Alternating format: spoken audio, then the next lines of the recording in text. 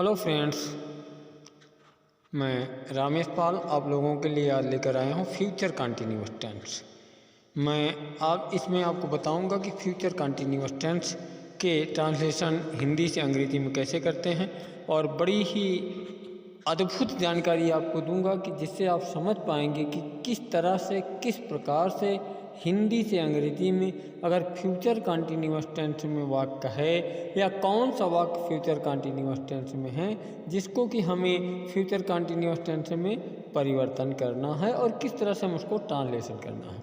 अगर आप लोग हमारे इस वीडियो को या हमारे चैनल पर नए हों तो आपसे यही आग्रह करेंगे कि आप हमारे चैनल को सब्सक्राइब कर लें और एक लाइक तो बनता है, एक लाइक अवश्य करें कि।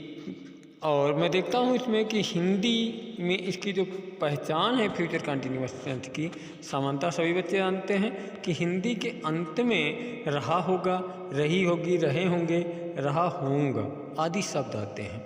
इसमें जो एडवर्बियल्स मतलब कि जो टाइम या प्लेस बताए जाते हैं वो टुमारो का प्रयोग किया जाता है। Tomorrow at this any time, किसी भी टाइम बता सकते हैं आप। इसमें हेल्पिंग वर्ब जो है आई के साथ सेल का और आई और बी के साथ सेल का और उसके बाद अन्य कर्ता के साथ जो है बिल का प्रयोग किया जाता है। उसके सेल और बिल के बाद बी ई मतलब होना का प्रयोग किया जाता है। जैसे आप देख सकते हैं इसमें मेन वर्ब का मुख्य वर्ब ही लगाई जाती है इसमें और वाक्य के अंत में ING का प्रयोग किया जाता है। किसी भी कोई भी आप मेन वर्ब है, मेन वर्ब के बाद ING लगा दी जाएगी। उससे पहले बिल बी या सेल बी का प्रयोग करें, सेल बी आई बी के साथ, बाकी अन्य कर्ता के साथ बिल बी का प्रयोग करेंगे। देखते हैं इसका जो अफर्मेटिव सेंटेंस है कैसे बनता है। इसमें सब्जेक्ट होगा बिल सेल, उसके बाद बी और मेन वर्ब के साथ ING प्लस ऑब्जेक्ट लिख दिया जाएगा। जैसे आप एक उदाहरण देख सकते हैं, हम पूजा कर रहे होंगे।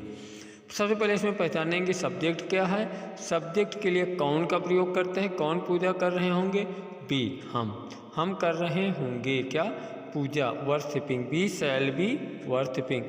शेर जंगल में दहाड़ रहा होगा, इसमें कौन दहाड़ रहा होगा, शेर। कहाँ दहाड़ रहा होगा, एडवर्ब है, इसकी बात है, सबसे बाद में लिखेंगे। The lion will be roaring, क्या कर रहा होगा, रोर कर रहा होगा इन द फॉरेस्ट। मोहन विद्यालय जा रहा होगा, कौन जा रहा होगा, मोहन विल बी गोइंग, कहाँ जा रहा होगा, विद्यालय। ये लास्ट में लिखा जाएगा, मतलब कहाँ की प्रयोग अगर किया जाए तो लास्ट में लिखा जाएगा।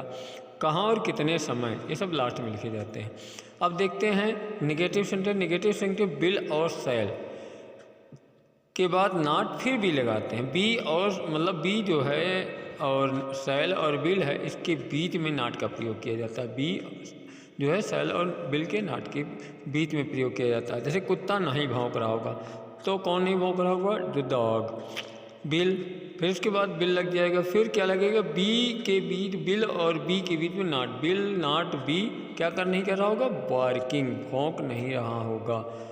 वह आगरा नहीं जा रहा होगा, he will not be going to Agra.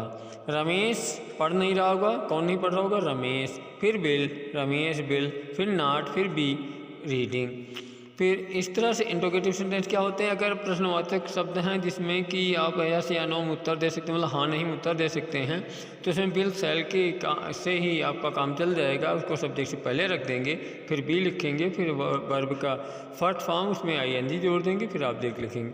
लेकिन अगर प्रश्न का उत्तर हाँ ना में नहीं दे सकते हैं, उसमें कुछ बोलना है, तो उसमें WH वर्ड को आपको जोड़ना होगा। WH वर्ड जैसे वाई है, वेयर है, व्हेन है, वाई है, हाउ है, ऐसे शब्दों को जोड़ेंगे।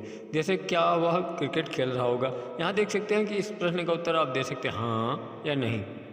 तो क्या करेंगे, इसमें बिल को पहले पर प्रयोग करेंगे, किसके अनुसार, सब्जेक्ट अनुसार। ही मतलब आई और बी नहीं है तो ही बिल लगेगा, बिल ही प्लेइंग क्रिकेट। वह क्यों खेल रहा होगा, यहाँ देख सकते हैं, आपको बताना पड़ेगा क्यों खेल रहा है, मतलब आपको प्रश्न का उत्तर देना पड़ेगा, हाँ नहीं कह सकते। तो यहाँ पर हमें क्या करने का कि क्यों की अंग्रेजी लिखनी पड़ेगी, why will she be playing. वह कहाँ जा रहा होगा, where will he be going. अब इंट्रोगेटिव सेंटेंस देखते हैं। इंट्रोगेटिव सेंटेंस बिल्कुल सेम ऐसी होता है, बस क्या है, सब्जेक्ट के बाद नॉट का प्रयोग कर देते हैं। बी और सब्जेक्ट के बीच में नॉट का प्रयोग करेंगे। बिल सेल वर्ड के और सब्जेक्ट के पहले रखेंगे।